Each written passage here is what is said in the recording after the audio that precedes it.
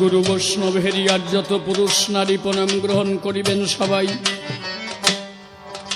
কবিগান শুনবার তরে কাছে কিংবা আছেন দূরে প্রত্যেকের শ্রীচরণে ভক্তিপূর্ণ প্রণতি জানাই। যেহেতু বাজারের ভিতরে কবিগান বসে শোনেন জ্ঞানীজন, একটু হাই আমি শুনতে পাই। বেশি সময়ের নহে অনুষ্ঠান, অনেক দূর দূরান্ত থেকে ভক্তরা এসে কবিতে বসে থাকে, শুনে আবার যে যার গন্তব্যস্থলে করিবে গমন। আরো আসতে বাজাও, আমার কথা শোনা যাচ্ছে না। দাঁড়িয়ে বলি সবার ঠাই আজকে কবিগানের বিষয়। একদিকে রানা কুম্ভ আর একদিকে মীরাবাই, তাহলে আমি সবাই মীরাবাই। দাঁড়িয়ে বলি সবার ঠাই বিপক্ষের কবি রানা কুম্ভ হলো বিভিন্নভাবে প্রশ্নদান করেছে সভাস্থান। আপনারা বসে শুনলেন ভক্ত জ্ঞানী দল। আলোচনার সভাতলে বসে শোনেন জ্ঞানী দলে। রানা কুম্ভ মীরাবাই এইবার কাল্পনিক ভূমিকাতে আমার যেতে হবে সভাতে। আমি এখন হয়ে দাঁড়াবো প্রেমের মীরাবাই।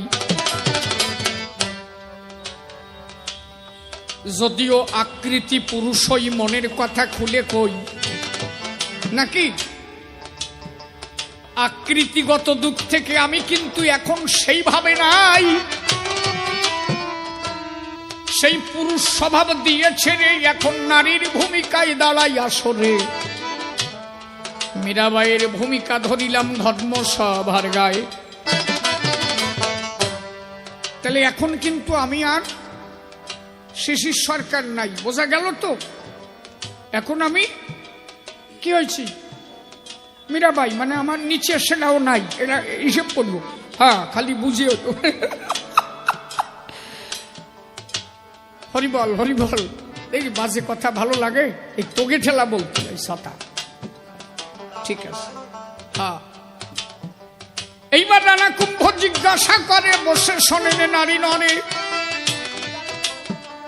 বিয়ে করে আনিলাম তোমায়,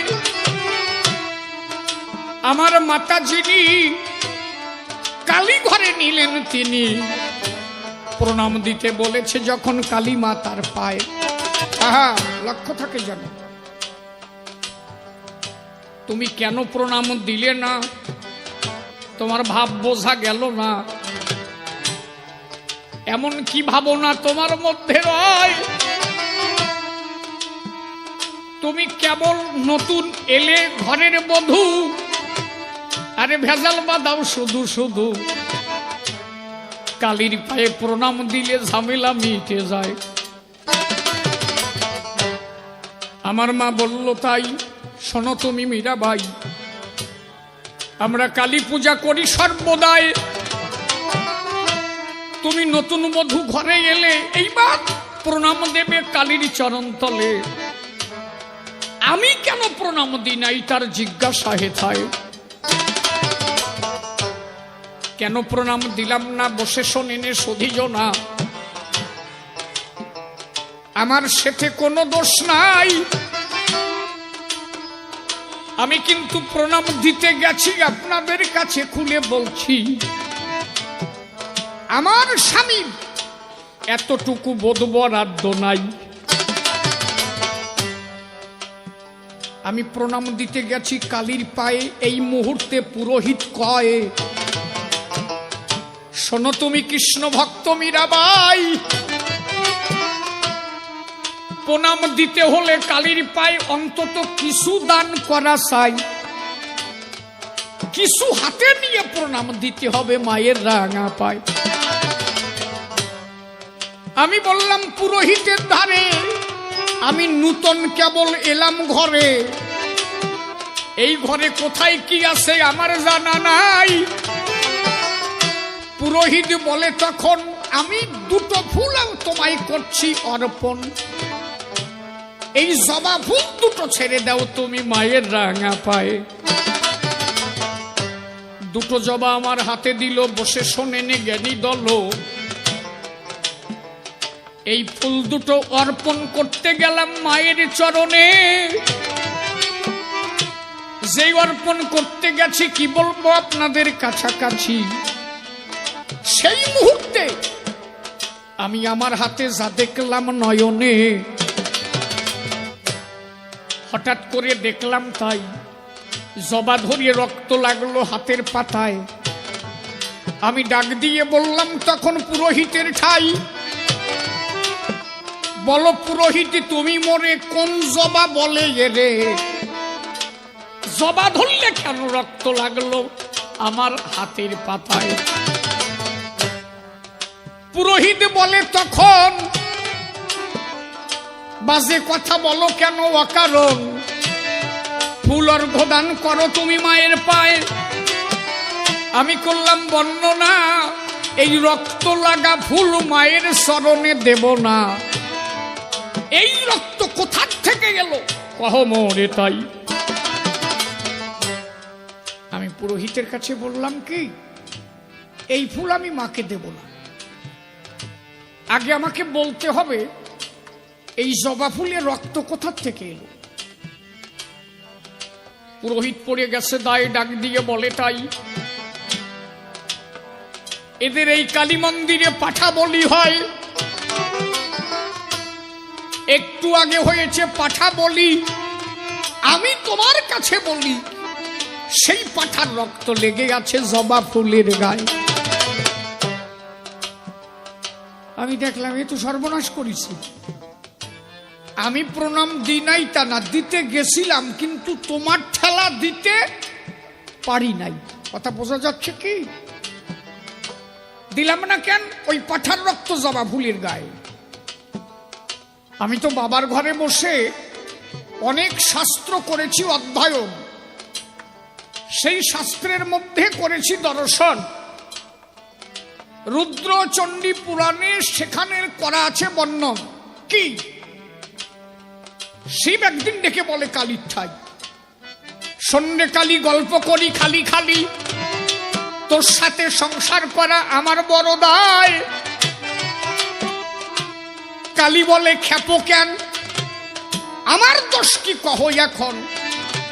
বলে তোর দুয়ারে সবাই দেখি পাঠা বলি দেয়। বলে তোর সাথে আমার ঘর করা হবে না। বলে কেন? বলে তোর দুয়ারে সবাই পাঠা বলি দেয়, আর তুই পাঠার রক্ত খাস, তোর সাথে ঘর করা যায়? এই তোমরা দুজন কথা কও কেন? এত লোক চুপ করে বসে রয়েছে। বলে তোর সাথে ঘর করা যায় না কেন? তুই যে পাঠার রক্ত খাস, আর আমাকে সবাই বৈষ্ণব বলে। যদি জগতের শ্রেষ্ঠ বৈষ্ণব কেউ হয়, তিনি হচ্ছেন ভোলানাথ গোসাই। এই যে অনেকে বোঝে না তো, দেখবেন যারা ভোলানাথের পুজো করে গেজা খাইয়ে শীতে পড়ে, কয়ে ভম ভোলে, মানে ভোলানাথের ভক্ত হলি গেজা খাতি হবে। এটা তোমার কোন শালা কইছে? এই ভোলানাথ গেজা খাইছে? একটা কথা মনে রাখবা চিরদিন, ধর্মে কোনদিন কোন মাদক দ্রব্য ধর্মের কোন অংশ হতে পারে না, এটা মাথায় রাখা দরকার। ধর্মে মানুষকে সংস্কার করে, সমাজকে সংস্কার করে, আর ধর্মের মধ্যে যদি মাদক দ্রব্য এনে অধর্মকে ঢেলে দেওয়া হয়, সেটা কবু ধর্ম হতে পারে না। এই আমি যে কথা কলাম, এতে যারা মাল খায় তাকে উঠবে না গায়ে জ্বালা, আমার আর কি হবে না, এটা ঠিক নাই। কবে নি ও শালারে আনছে কেনা? এই মদ গাঁজা ধর্মের অঙ্গ নয়, কথা শোনো। কই যে ভোলানাথ গাঁজা খাইছে, আরে ভোলানাথ হচ্ছে সিদ্ধিদাতা। সিদ্ধি বোঝো? স্থূল স্থূল প্রবর্তক, সাধক, সিদ্ধি।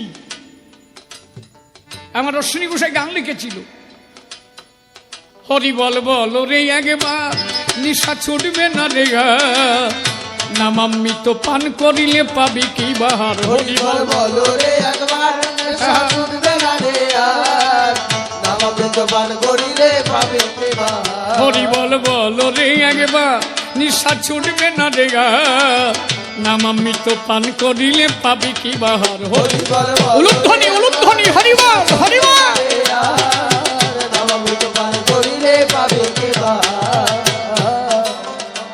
ওই দেখ তত্ত্ব জানি ত্রিপুরারি এই ত্রিপুরারিকে এনাকে কেউ পঞ্চানন বলে পাঁচটা মুখ তাই তাকে বলা হয় পঞ্চানন তাকে কেউ ভোলানাথ বলে তিনি প্রথম কুকুর হয়েছিলেন তাই তাকে ভোলানাথ বলা হয় আপনার বাড়ির কুকুরটা নাম যাই হোক না কেন আপনি ভোলা করে ডাক দেখবেন দেখবেন আর শীতে পড়বে ওর যত নামই হোক ভোলা বললে কাজ সারা ঠিক কিনা প্রথম কুকুর হয়েছিল ভোলানাথ কেউ তারে পঞ্চানন কয় কেউ তারে ভোলানাথ কয় কেউ তারে ত্রিপুরারি কয় আলাদা আলাদা নাম ব্যক্তি কিন্তু একজন তিনি ভোলানাথ ইনি ছিলেন সিদ্ধির ঘরে সবসময় থাকতেন ধ্যানের ঘরে গেজা খাইছে কোন শালা কয় হ্যাঁ কয় যে ভোলানাথ গেজা খাইছে এই কয়জন টানতি টানতি না ও আমি বলবো না আচ্ছা ভোলানাথ যা খাইছে যদি তাই খেতে হয় তা আমি ধরলাম ভোলানাথ গাঁজা খাইছে ভোলানাথ যখন বিষ খেয়ে শীতে পড়ে গেল আদ্যাশক্তি মহামায়া উনি ব্লাউজ খুলে যা কিছু দিল ও তার বলতে হবে না ওইটা দেওয়া মাত্র এক শোষা দিল তার দিয়ে উঠে গেল তাহলে আপনিও বাড়ি গিয়ে বিষ খাবেন আপনার স্ত্রীকে বলবেন একটু দেন তো বাঁচতে পারবেন তো আর ভোলানাথ গাঁজা খাইছে আমিও খাই তো বাড়ি যে নিজেও বিষ খাও বোর্ডটা টানিয়ে দাও বাঁচো নাকি কি হয় এসব বাজে কুসংস্কার বাদ দাও এগুলো ধর্ম নয় অশ্বিনী গোসাই বলছে তিনি তত্ত্ব জানি ত্রিপুরারি ওরে পঞ্চমুখে বলে হরি তত্ত্ব জানি ত্রিপুরারি পঞ্চমুখে বলে হরি আবার সোনার কাশি ত্যায্য করি সোনার কাশি ত্যায্য করি সোনার কাশি ত্যায্য করি পাগল দিগম্বর শুনবে না রে হরি বল বল রে একবার এটা শুনবে না রে নামামৃত পান করিলে পাবি কি বাহার হরি বল বল রে একবার এটা শুনবে না রে নামামৃত পান করিলে পাবি কি বাহার ওরে চতুর্মুখে পদ্ম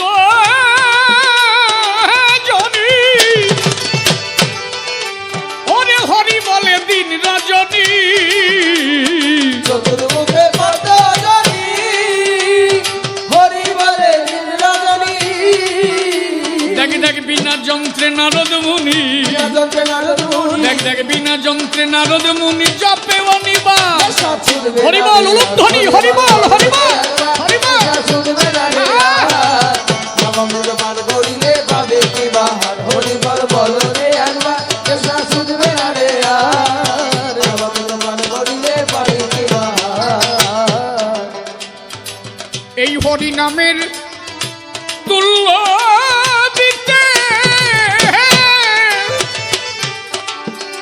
ওরে কি আছে এই অবনীতে হরি নামের তুল্য দিতে কি আছে অবনীতে দেখ হরি হতে হরি নামে হরি হতে হরি নামে আরে হরি হতে হরি নামে মহিমায় অপার ছুটবে না রে হরি বল হরি বল বল রে একবার এসা ছুটবে না রে নামামৃত পান করিলে পাবে কি বাহার হরি বল বল রে একবার এসা ছুটবে না রে নামামৃত পান করিলে পাবে কি বাহার হরি নাম সুধা সুধা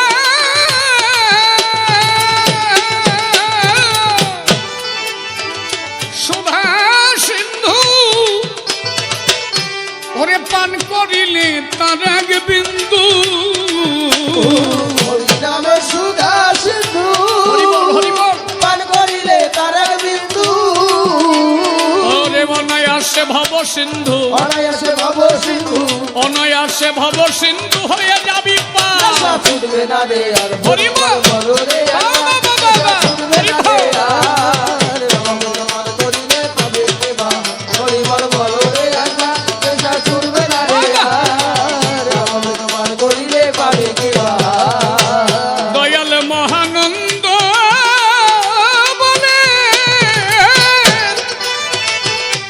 আমার অশ্বিনী তুই এই সকালে দয়াল হরি বল। মহানন্দ বলে হরি বল। অশ্বিনী তুই এই সকালে একবার হরি বলে তরি খুলে, হরি বলে দড়ি খুলে আরে হরি বলে তরি খুলে চলো প্রেম বাজার। শুনবে না রে আর হরি বল বলো রে একবার নেশা শুনবে না রে আর নামামৃত পান করিলে পাবে কে বাহার হরি বল বলো রে একবার নেশা শুনবে না রে আর চলো তো বাজাও, চলো তো বাজাও। তাহলে চিন্তা করেন নারী নরে, শোনেন দিয়া মন, স্বয়ং ভোলানাথ আমার সেই যে পঞ্চানন। আদ্যা শক্তি মহামায়ার কাছে তখন কয়, শোনো শোনো মহামায়া বলি যে তোমায়, তোমার কাছে বলি আমি আমার কথা লও, এই পাঠা বলি নাও কেন তাহার জবাব দাও। তখন কালী ডেকে বলে, ভোলানাথের ঠাই শোনো শোনো পঞ্চানন, তোমারে জানাই তুমি আমার স্বামী আমার দামি, আমি বলি তোমারে আমার যজ্ঞে পাঠা বলি কেউ যদি দেয় সংসারে, মম যজ্ঞে মমদারে যৌনরা পশুঘাতকা,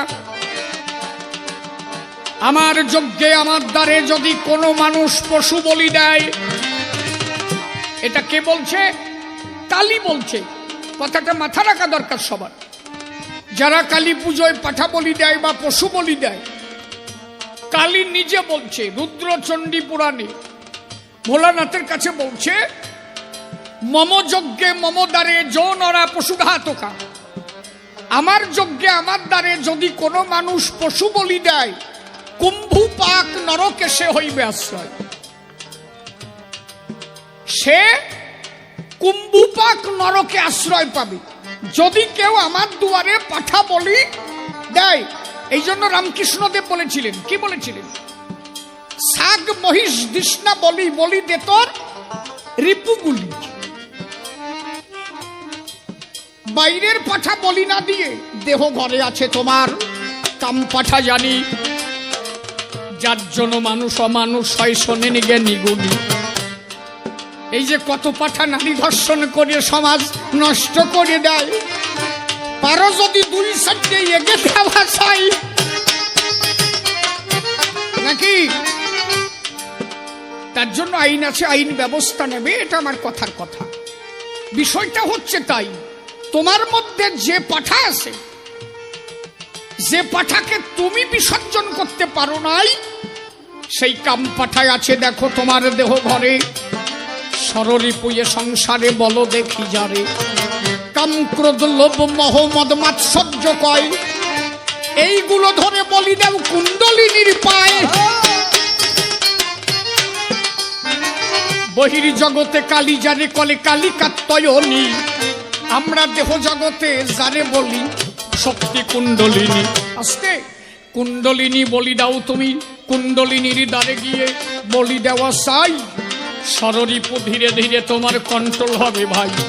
এরা বহির্মুখী ভাবে ছেড়ে অন্তর্মুখী হবে, এরাও তখন নেচে নেচে হরি গুণ গাবে। হরি বল।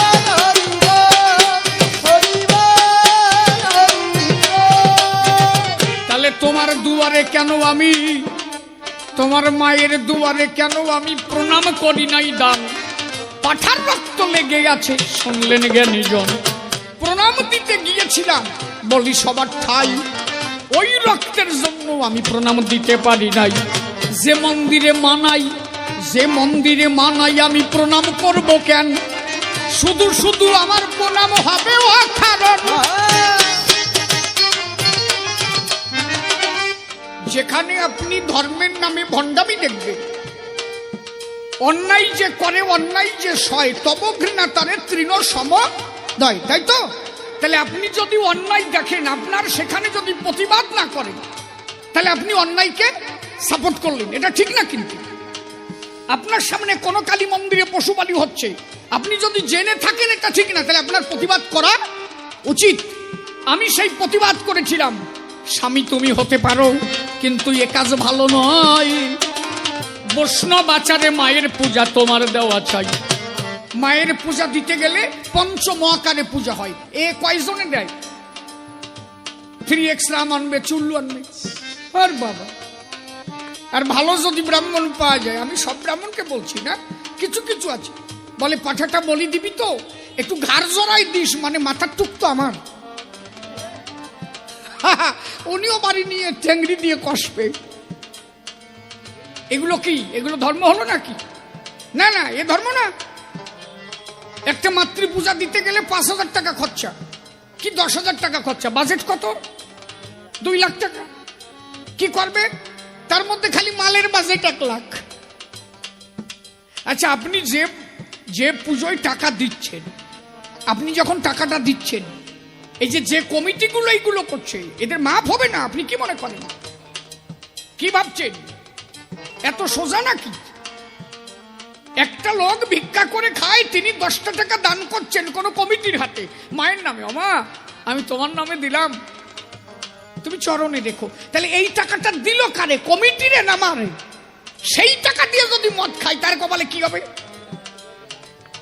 অবশেষে ফাঁসা দিয়ে ওই মদ বেরোবে, সেই দিন ডাকার কেউ থাকবে না, খালি চেঁচাইবে নাকি? ও 2-4 দিন ভালো থাকে, অসৎ কর্ম করে 2-4 দিন ভালো থাকা যায় নাকি? কয়দিন পরে অধর্ম কিন্তু একবার হয়ে যাবে ক্ষয়, কিন্তু ধর্মের বাতি টিপ টিপ করে জ্বলতেই কিন্তু রয়। অন্তর দিয়ে ভাবে দেখো, বলি সভাস্থান, শোনো শোনো রানা কুম্ভ করিলাম বর্ণন। তাহলে পঞ্চমহাকারে মায়ের পূজা হবে,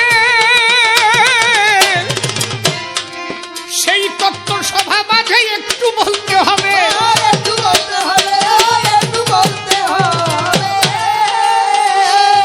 মশব্দ রসনার্থেই মাংস, মদ মাংস, মৎস্য, মুদ্রা মৈথ। আমি যদি একটু বিশুদ্ধভাবে আলোচনা করি, এই এক আলোচনায় আমার সারা রাত কেটে যাবে।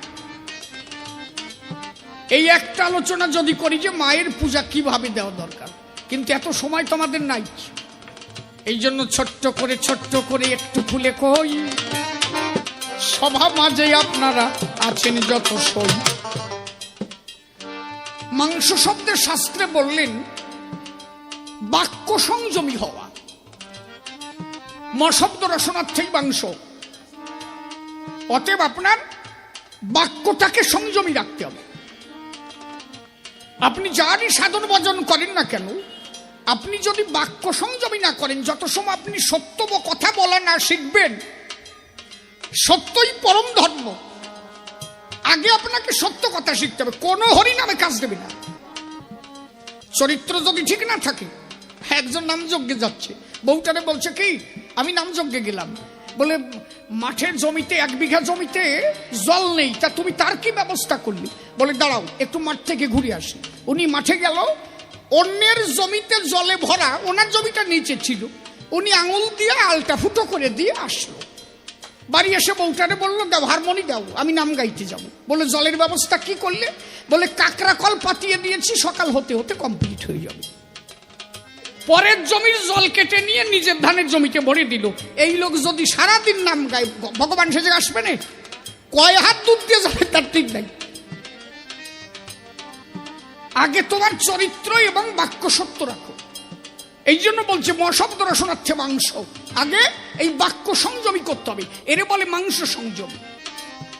ওই খাসির মাংস, পাঁঠার মাংস যা খেলে কামের বৃদ্ধি হয়, তাতে মায়ের পূজা হয়? সাধনার মূল সত্য হচ্ছে কাম। এই কামকে কন্ট্রোল করাটাই হচ্ছে ধর্মের সাধনা। স্বামী বিবেকানন্দ বললেন কি, জীবে দয়া করে যেজন সেই চেষে বিচিশ্বর। কোন জীবকে দয়া করে? আরে শোনো, তুমি সারা জীবনে একদিনে যা জীব হত্যা করেছো, সারা জীবনে ততখানি জীব তুমি খেয়ে পারোনি।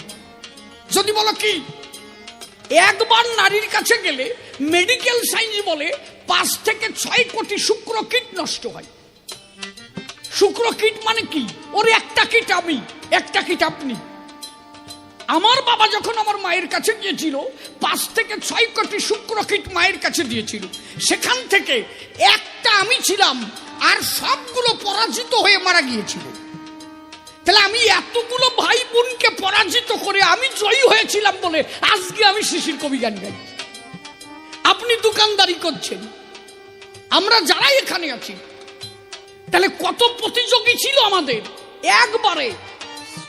আর আধ্যাত্ম বিজ্ঞান বলছে, ধর্মে বলছে 35 থেকে 40 কোটি শুক্র কীট যায় একবারে নারীর কাছে গেলে। তাহলে একবারে কত জীব ধ্বংস করেছি আমি জীবনে? 35 থেকে 40 কোটি জীব। সারা জীবনে মুরগি মেরে খেতে পারবো আমি? সারা জীবনে মাছ মেরে খেতে পারবো আমি? হবে না। একদিনে খাটের পরে আমি যত জীব ধ্বংস করছি, তা সে জীব কি জীব? সুপ্রিম পাওয়ার। আমি একা 35 থেকে 40 কোটি বাবা ধ্বংস করেছিল, শুধু একটা কীট আমি বেঁচে আছি। তাই আমি এত দৌড়াই বেড়াচ্ছি, আমার কি পাওয়ার? তাহলে সব যদি বাবা ধরে রাখতো, আমার বাবার পাওয়ারটা কি হতো? এটা বাবার বিষয় না? এই জন্য স্বামী বিবেকানন্দ বলেছিলেন, জীবে দয়া করে যেজন সেই যে সে ঈশ্বর। কোন জীবকে দয়া করবা? তোমার দেহ জীবকে দয়া করো, পিতৃসত্তাকে ধরে রাখো। যা ধরে রাখলে মানুষ শক্তিবান হবে, শক্তিমান হয়, সুপ্রিম পাওয়ার তৈরি হয় তার ভিতরে। এই যে পজিটিভ পাওয়ার, এইটাই ঈশ্বর। ঈশ্বরটা কি? আপনার মধ্যে যখন পজিটিভ পাওয়ার তৈরি হবে, আপনি জায়গার থেকে অনেক কিছু দর্শন করবেন। অশ্বিনী গোসাই দেখেন এর সঙ্গে মিল কোথায়?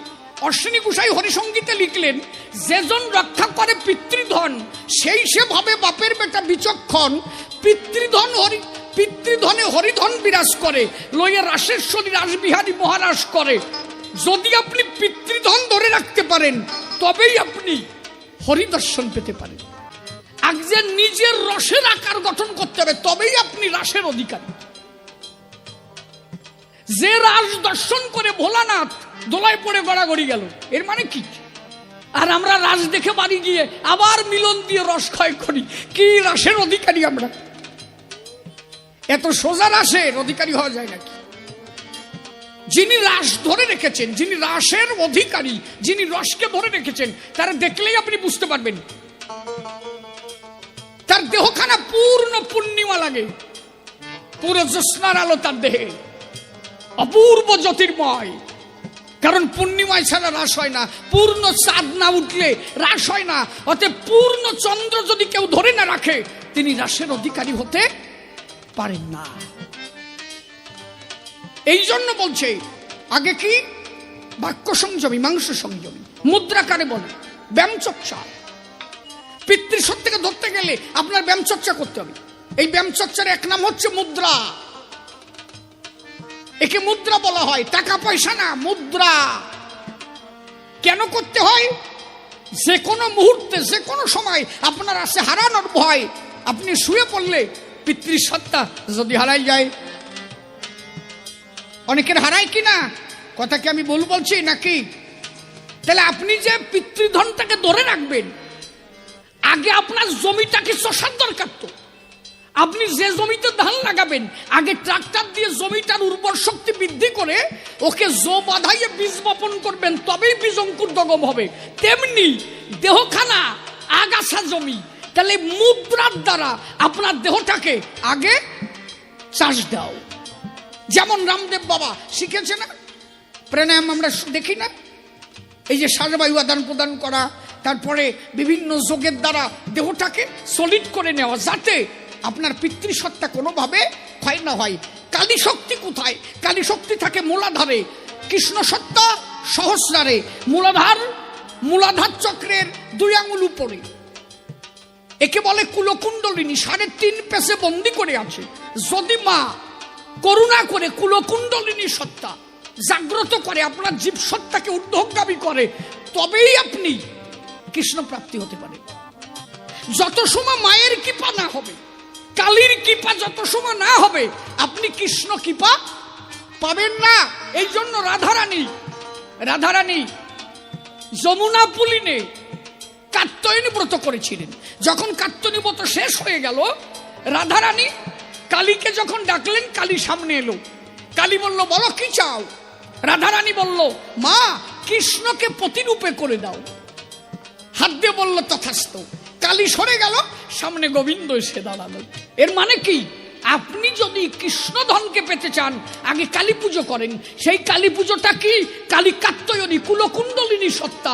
এই কুণ্ডলিনী সত্তা যখন জাগ্রত হবে, কালী শক্তি যখন জাগ্রত হবে, আপনি সামনে দেখবেন রাধা গোবিন্দ দাঁড়িয়ে আছে। রাধা গোবিন্দের মিলন।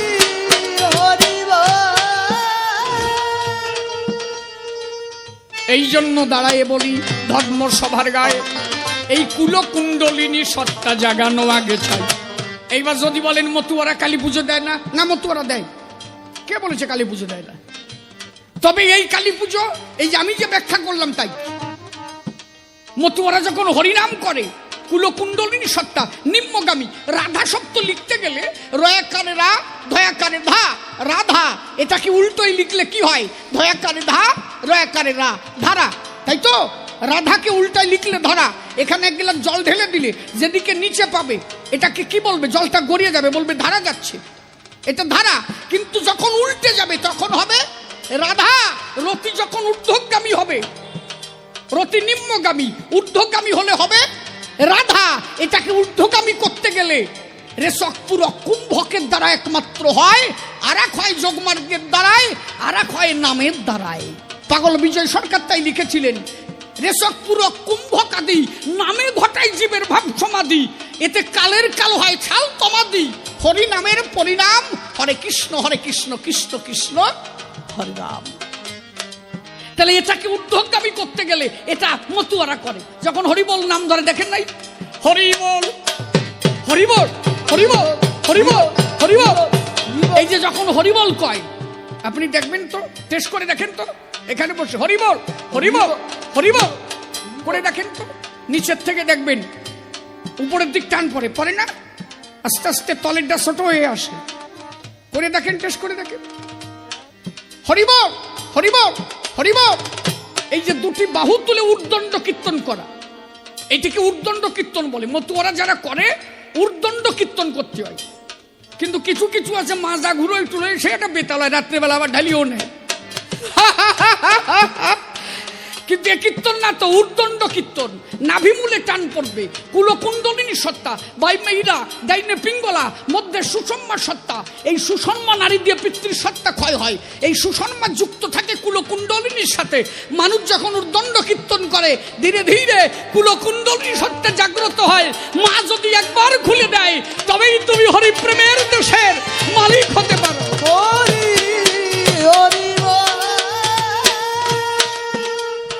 এই জন্য আগে বাক্য সংযমী, তারপরে মুদ্রা। মৎস্যকারে বলে শ্বাসবায়ু, 12 আঙুল ভিতরে 8 আঙুল বাইরে। এই থেকে আস্তে আস্তে যে খেতে পারে, শ্বাস প্রশ্বাস।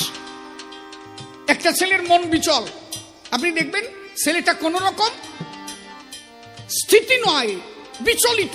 আপনি ওকে বলবেন কি, বাবা তুমি 10টা দিন ধ্যান করো, একটা জায়গায় বসো, ওকে একটা ধ্যান করতে দাও, আস্তে আস্তে শ্বাসটাকে কমা। 10 দিন পরেই দেখা যাবে ওর মধ্যে একটা স্থিতিযোগ এসে গেছে। কেন জানো? ওর বায়ু চঞ্চল ছিল, এই জন্য ও কোনো জায়গায় স্থিতিভাবে বসে থাকতে পারেনি। আগে শ্বাসটাকে খাওয়া, কন্ট্রোল করা। 8 আঙুল বাইরে 12 আঙুল ভিতরে, এই থেকে ধরে ধরে কেউ যদি খেতে পারে, যত 1 আঙুল করে কমাতে পারবে, তত সে ধীরে ধীরে উচ্চ মার্গের সাধু হবে। এর বলে মৎস্য সংযমী। 2টো মৎস্য, একটা শ্বাস একটা প্রশ্বাস। আর একটা কি মদ। মদ কারে কয়? 3x রাম। সাধকের মদ এই হয়। আমার তারক গোসাই লিখেছিলেন, শ্রীরাধার ভাব ছিল লাবণ্যামৃত ভাব। এই জন্য বলছে ব্রহ্মরন্ধ্র খরের জৈস ব্রহ্মরন্ধ্র বরাননে। ব্রহ্মরন্ধ্র হইতে এক প্রকার রস নিঃসৃত হয়, যারে তারণ্যামৃত কারণ্যামৃত লাবণ্যামৃত কয়। যদি কোন কেউ তার গুরু কৃপা জোরে 1 বিন্দু আলাজিহ্বা উল্টো করে ওই রস পান করতে পারে, তিনি হয় সেই মদের মহাজন। এই সব নিশা নাকি? তার আর প্রেমের নিশা ছোটে না, সে নিশা জীবন। আরে মদ তো এখন খালি 1 ঘন্টার মধ্যে নিশা ছুটে যাবে। আর এই নিশাই যদি একবার কাউরে ধরে ভাই, কৃষ্ণ প্রেমের প্রেমিক হয়ে ঘুরিয়া বেড়ায়। রূপ সনাতন রঘুনাথ ভট্ট তারা দেখো ছিল একবার নিতাই গৌর প্রেমানন্দে হরি হরি বলো।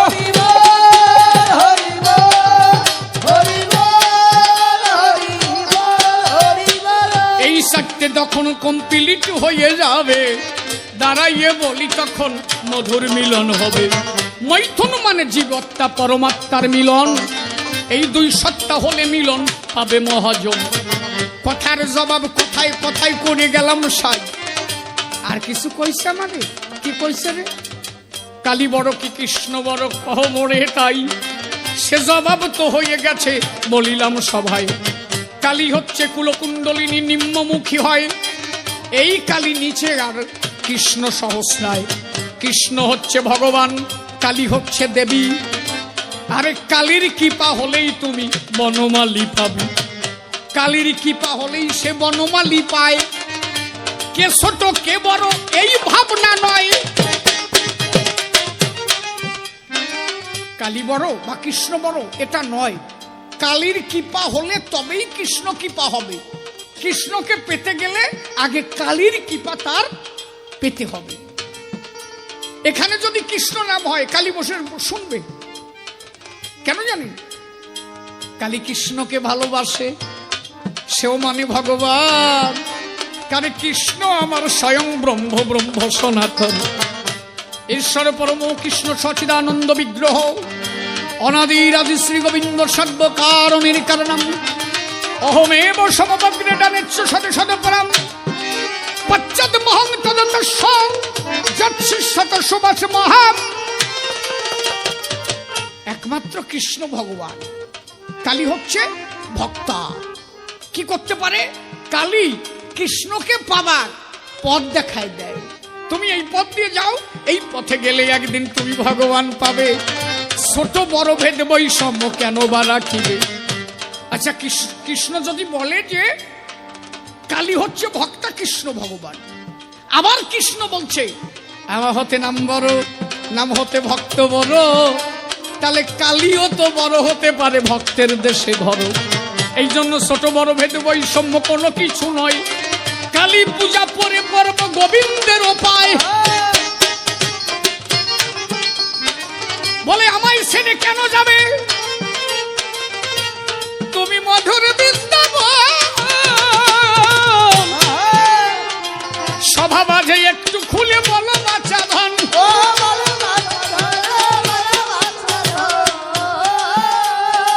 বন্ধ হয়ে গেল কেন? বলে আমাকে ছেড়ে তুমি বৃন্দাবন যাবে কেন? আমার ইচ্ছাই ছিল না। এই পৌষ মাসের রাতে তোমারে থুয়ে আমি যাব, আমারও তো ভালো লাগে না। দুইজনে এক জায়গায় শুয়ে থাকতাম, অসুবিধা কি? আচ্ছা, তোমার কি মনে পড়ে যেদিন বিয়ে করতে গেছিলে আমারে? আমার বাবা বললো যে তোমাকে বিয়ে করতে হবে। এবার আমি বিয়ে করব, তবে আমার কথা মানতে হবে। যে আমার কথা রাখবে আমি তাকে বিয়ে করব। বলো মা কি? এমন যে ছেলেটা বিয়ে করবে তার সঙ্গে পার্সোনাল ভাবে আমার কিছু কথা আছে।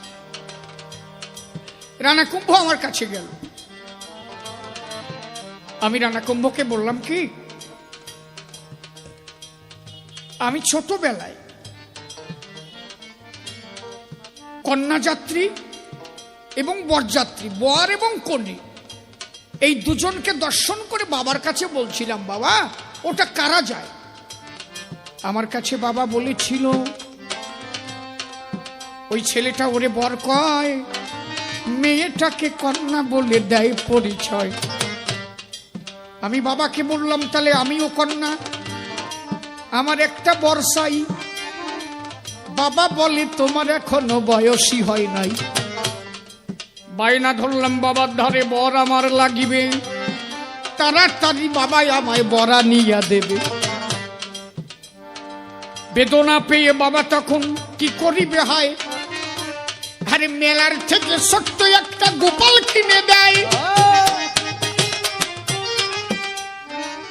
বাবা একটা গোপাল মূর্তি কিনে দিয়ে আমার বললো কি তোমার তো বরের দরকার মা, একে তুমি বর বলে ভাবো, যদি একে ভাবতে পারো তুমি তোমার বর, একদিন এসে দেখা দিতে পারে ভব কর্ণধার। সেদিন হতে বর ভেবে আমি প্রণাম করি গোবিন্দের পায়, আমার গোবিন্দ বিনে এ জগতে আর তো কেহ নাই। ওই যে সেদিন থেকে আমি গোবিন্দকে স্বামী বলে মেনে নিয়েছি। আমি রানাকুম্ভকে বললাম, তাহলে আমি যাকে স্বামী বলে মেনে নিয়েছি, আমি আর কাউকে আমার এই দেহ দান করতে পারবো না। তুমি আমাকে বিয়ে করতে পারো, তবে একটা মেয়ের তো একবারই বিয়ে হয়, দুইবার হয় না। আমার বিয়ে হয়ে গেছে, আমি মনপ্রাণে গোবিন্দকে বিয়ে করেছি, কেউ মানুক আর না মানুক। তা তুমি যদি আমাকে বিয়ে করো, আমার কথা ধরো, জাগতিক জগতের নারী পুরুষ যা করে এটা কোনোদিন সম্ভব হবে না। রানাকুম্ভ বললেন অসুবিধা নাই, আমার সঙ্গে কথা দিল, কাজও সেই রকম হলো। আমার বলল কিচ্ছু দরকার নাই, খালি তুমি আমার বউ হয়ে যাও। এই যে বউ হয়ে যখন আমি এলাম রাজ দরবারে, এখন কেন মাঝে মাঝে আমায় খোঁচা মারে? পরিষ্কার কথা ছিল, কোনো খোঁচাখুচি হবে না, নাকি? কথা বোঝা যাচ্ছে তো? তাহলে এখন খোঁচা মারো কেন? তুমি কি অন্যান্য মাইয়ের ছেলের মতো আমারে ভাবো নাকি, যে সুশুড়ি দিলি একটা হবে নেতাই ভাবো নাকি? আমার যা হবার তা গোবিন্দের সাথে হয়ে গেছে, নাকি? এই দেহ আর দিতে পারবো না, তাই খোঁচাখুচি করো কেন? অতএব তোমার সাথে আমার হবে না। প্রত্যেক দিন যদি একটা মানুষ খোঁচাখুচি করে, আর আমার যদি অসল্লি থাকে গায়ের ভিতরে, থাকা যায় তার দ্বারে, তার দ্বারে থাকি কৃষ্ণ বজ্র নয়। এই জন্য ধর্মশাস্ত্রে বলেছে, তাই কোন পুরুষ যদি কোন নারীকে কৃষ্ণ ভজনে বাধা দেয়, সেই পুরুষ, সেই নারী সেই পুরুষকে ত্যাগ করতে পারে। আর কোন নারী যদি কোন পুরুষকে কৃষ্ণ ভজনে বাধা দেয়, সেই নারীও সেই পুরুষও সেই নারীকে ত্যাগ করতে পারে। কথা বোঝা গেছে? কোন পুরুষ যদি কোন নারীকে কৃষ্ণ ভজনে বাধা দেয়, সেই নারী কিন্তু পুরুষকে ত্যাগ করতে পারে। তুমি আমাকে বাধা দিচ্ছ, এখন আমার উচিত কি? তোমার ত্যাগ করে দেওয়া। তাও আমি ভালোভাবে বলে গেলাম, দেখো এই স্বভাব টভাব ছেড়ে দিয়ে যদি কোনোদিন ভালো হও, আমার কথা নিও, বৃন্দাবনে রব তুমি আমার কাছে আসিও। মোটে সহ্য করতে পারলাম না। লাস্টে হলো কি জানো? ওরে বাবা, আমি বললাম তোমার কাছে থাকবো না, আমার একটা ঘর বানিয়ে দাও। তোমার মতো এত বড় ফাজিল লোকের দ্বারা থাকা যায়? একটা ঘর করে দিল। ছিলাম আমি তো একাই থাকতাম, আমার কাছে গোবিন্দ থাকতো, একটা গোপাল মূর্তি, আমি আর গোপাল দুইজন। শয়তান মানুষের হয় শয়তানি মন, বুঝেন না? আকবর সাহেবের রাজদরবারে তানসেন গান গাই, ওই রাস্তা দিয়ে একদিন যাচ্ছে, আমি ঘরের মধ্যে একা একা গান গাচ্ছি, গোপালকে নিয়ে গান গাচ্ছি।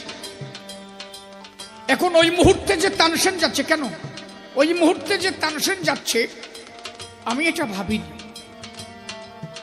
যিনি কৃষ্ণ ভক্ত হন, কৃষ্ণ প্রেমের বিরহ যখন জাগবেন, সেটা তো কাউকে বলে জাগে না। লালা বাবু কৃষ্ণ প্রেমের বিরহ জেগেছে, সঙ্গে সঙ্গে চলে গেছে।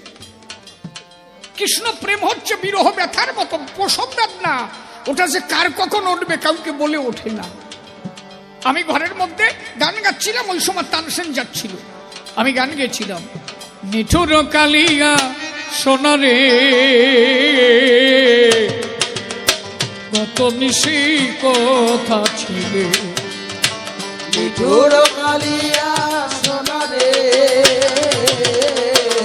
কত নিশি কোথায় ছিলে, কত নিশি কোথায় ছিলে।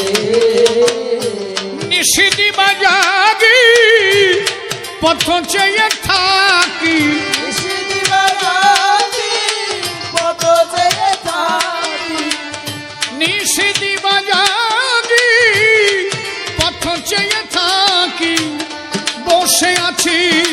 নিরালে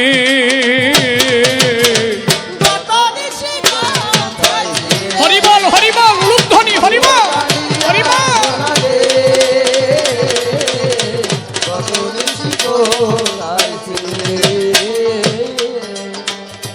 আসি বলে শ্যাম তুমি আসি বলে শ্যাম তুমি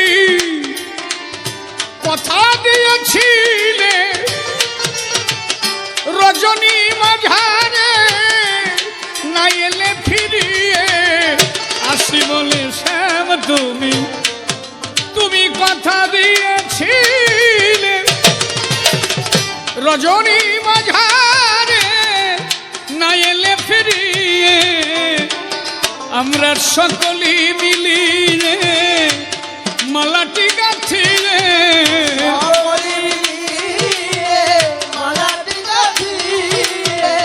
সকলে মিলিয়ে মালাটি গাঁথিয়ে বসে আছি নিরালে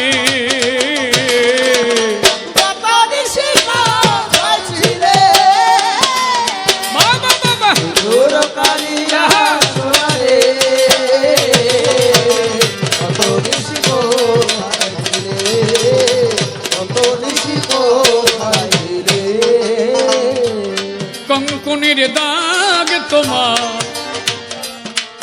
কঙ্কনের দাগ তোমার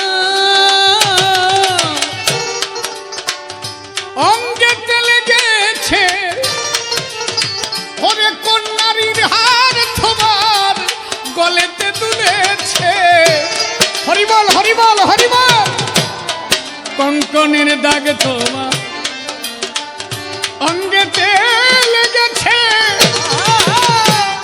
কন্যারীর হার তোমার গলেতে দুলেছে তোমার ঢুলু ঢুলু আখি শাড়ি পরা দেখি ঢুলু ঢুলু তোমার ঢুলু ঢুলু আখি শাড়ি পরা দেখি সিঁদুর লেগেছে ললাটে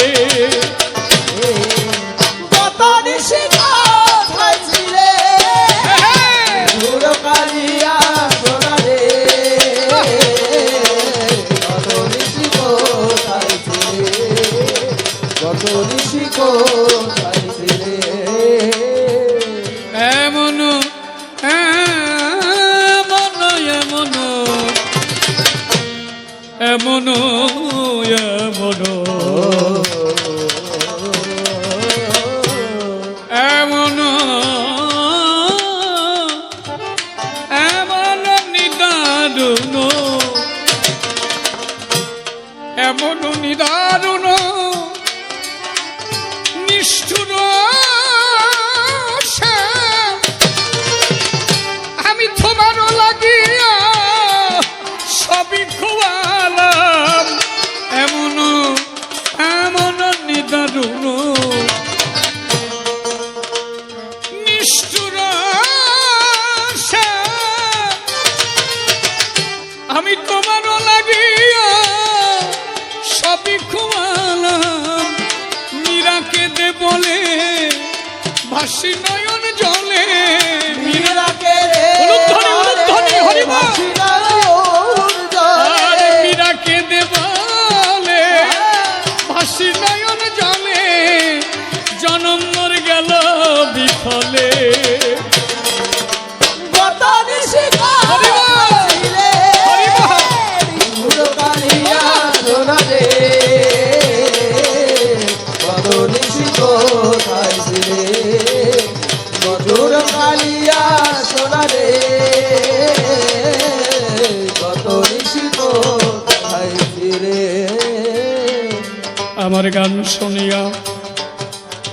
আমার গান শুনিয়া তান সেনে ঝরল চোখের জল মুখেতে আছে আমার কৃষ্ণ নীলদল দাঁড়াইয়া বলি আমি হরি ধর্ম সভার গায় গান শুনে তানসেন ছুটে গেল আকবরের ওঠাই ডাক দিয়ে বলে আকবরের কাছে গো শোনো রাজা মহাশয়, আমার মতো সুর সম্রাট জগতে কেউ নাই। আমি রাগ রাগিনীতে সম্রাট জানি, আমি গাহিলে আগুন ধরিয়া যাবে, কিন্তু এমন গান শুনে এসেছি যা শুনি নাই এবে। যার গান শুনে দুটি চোখে আমার ঝরলো দেখি জল, এত প্রেম আছে গানে, সে যে কৃষ্ণ নীলদল, সে যে রানা কুম্ভের ঘরণী মীরা, কৃষ্ণ প্রেমে কৃষ্ণ প্রেমে বিরোহিনী, গান গাহিলে নয়নে তার জলাসে তখনই। এই গান না শুনিলে বোঝা নাহি যায়, সঙ্গে সঙ্গে আমায় নিয়ে চলল সেই জায়গায়। আকবর তানসেন দুইজন তখন আমার ঘরের কাছে এলো, হঠাৎ এসে তারাই আমার মুখে আর এক গান শুনিল। আমি ঘরের মধ্যে বসে আছি, আমার কাছে তো কোনো জাতি নেই। একজন ধার্মিকের কাছে কোনো জাতি থাকে নাকি? সেখানে একজন মুসলমানও আসতে পারে, একজন খ্রিস্টান আসতে পারে। আমি ঘরের মধ্যে গান গাইছি, কি রাজরানী মীরা ভিখারিনী, গিরিধারী তোমার লাগিয়া। হরিবল হরিবল হরিবল হরিবল, গিরিধারী তোমার লাগিয়া, রাজরানী মীরা ভিখারিনী, গিরিধারী তোমার লাগিয়া।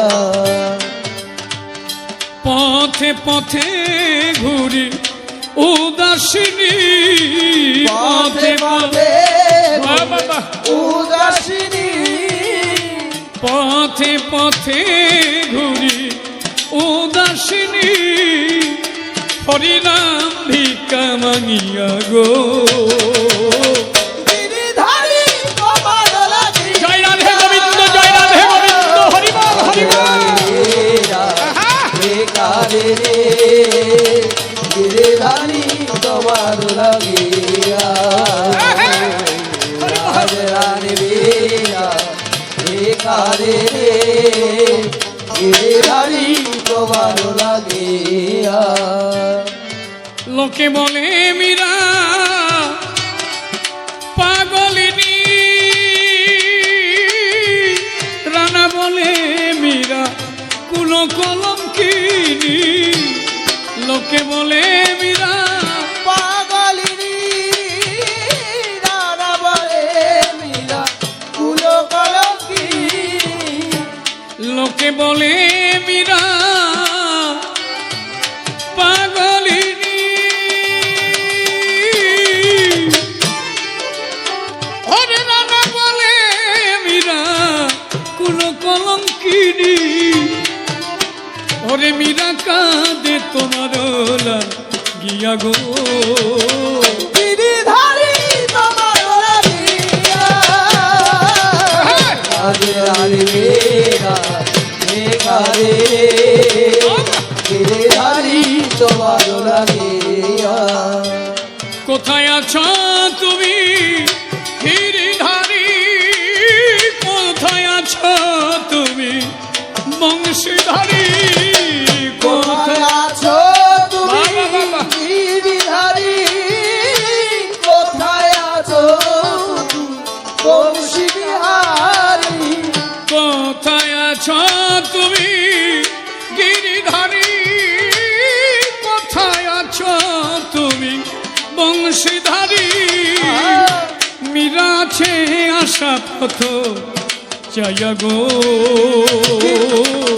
গিরিধারী তোমার লাগিয়া, হরিবল হরিবল হরিবল হরিবল হরিবল।